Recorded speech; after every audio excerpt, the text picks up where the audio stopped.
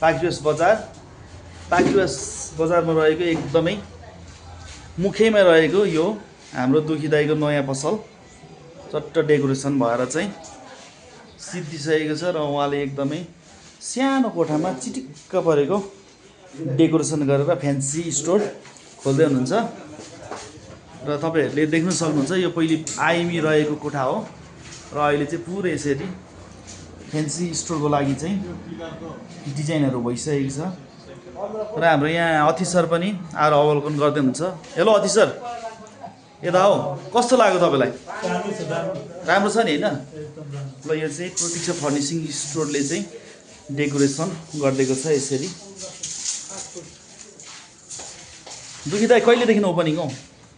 यो 15-16 गतेतिर हुन्छ ल। 15-16 गते।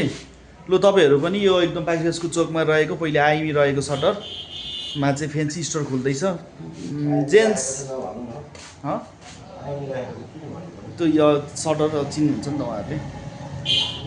लेडिज एन्ड जेन्ट्स कलेक्सनहरु छ। चोकमा तपाईहरुको लागि नयाँ फ्यान्सी खुल्दैछ। दाइ यहाँ के हुन्छ? विशेष लेडिज जेन्ट्सको कपडाहरू एकदम सुपथ मूल्यमा पाइन्छ है। यसपालि चाहिँ दसैँ तिहारको चाहिँ हैन शपिङ गर्नलाई सुवर्ण अवसर पनि हुन्छ। के विशेष छुट हो दाइ? छुट पनि हुन सक्छ। ल